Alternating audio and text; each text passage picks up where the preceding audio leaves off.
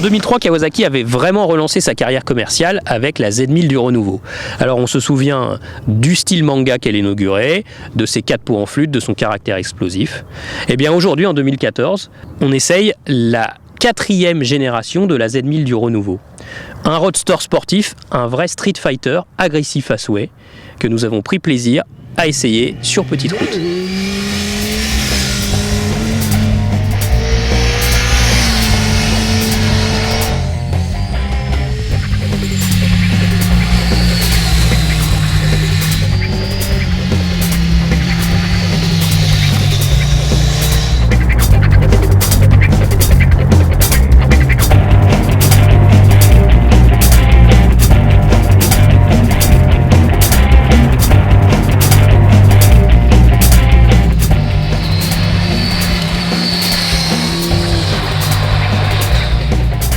Avec la nouvelle Z1000, c'est impossible de passer incognito. Outre la couleur, bronze orangé, cette forme de réservoir très bombée, cette allure générale très agressive. Vous avez vu un peu où est implanté le bloc phare. Encore 2 générations et il va toucher le garde-boue, c'est sûr. Bon, c'est vraiment une moto qui a un design très particulier et très assumé de la part de Kawasaki. Pourquoi pas, après tout, on apprécie la démarche d'aller au moins au bout des choses.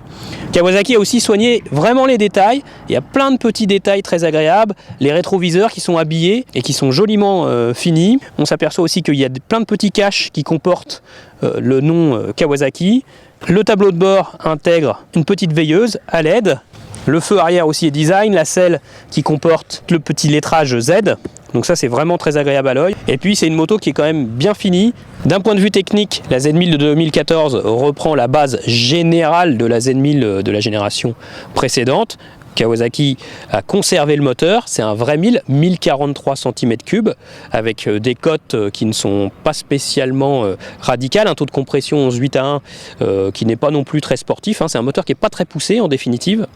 Et il a été travaillé au niveau de son esthétique, vous voyez les carters ils sont vraiment volumineux par rapport à par exemple à un bloc de ZX10R. Pourquoi ? Parce que ce moteur doit vraiment participer à l'esthétique générale de la moto. On retrouve un cadre en alu de fort belle dimension qui va être bien rigide, un bras oscillant également en aluminium, un amortisseur placé à l'horizontale pour gagner en compacité, et sur cette nouvelle génération 2014, une fourche Showa Big Piston qui se caractérise par des réglages complets, détente, compression, précharge, mais dissociés entre les 2 tubes, ainsi que l'arrivée de nouveaux étriers de frein monobloc estampillé Kawasaki.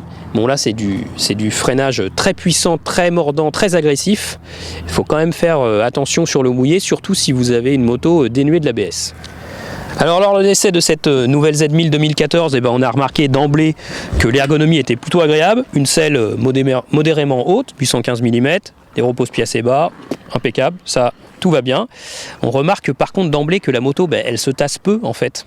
Et c'est vrai que sa fourche aussi est rapidement ferme. Et ça c'est vraiment ce qu'on va retenir de négatif de cette nouvelle génération de Z1000. La trop grande fermeté et raideur des suspensions. Alors ça la pénalise par exemple en ville, sur les pavés ou sur les petites routes bosselées où on voudrait avoir un rythme plus élevé, la moto rebondit. Bon, c'est un peu dommage. Par ailleurs, il y a beaucoup de motifs de satisfaction sur cette moto. Premièrement, son moteur, il est super vivant, très agréable, coupleux notamment aux alentours de 6000 tours. Donc quand on module l'accélération entre 4 et 7000 tours, c'est très agréable. En plus, comme la génération précédente, elle a une transmission plutôt courte. Donc les accélérations sur les 3 premiers rapports sont très vivantes, très performantes et il y a de bonnes reprises aussi. Ajoutez à cela le bruit de la boîte à air et le bruit de l'échappement et il y a de quoi convaincre ceux qui n'aiment même pas les 4 cylindres. Donc ça c'est vraiment très bien. La précision sur bon revêtement, elle est vraiment meilleure que les générations précédentes.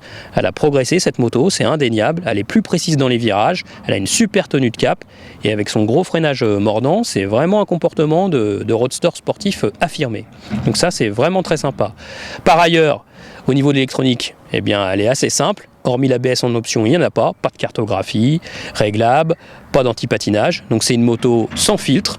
Voilà, des sensations assez brutes, mais ça permet de contenir le prix. Elle est à moins de 12 000 € sans ABS et à 12 599 € avec l'ABS en 2014. Ça aussi, c'est un argument. Sur ce, je vous dis à la prochaine.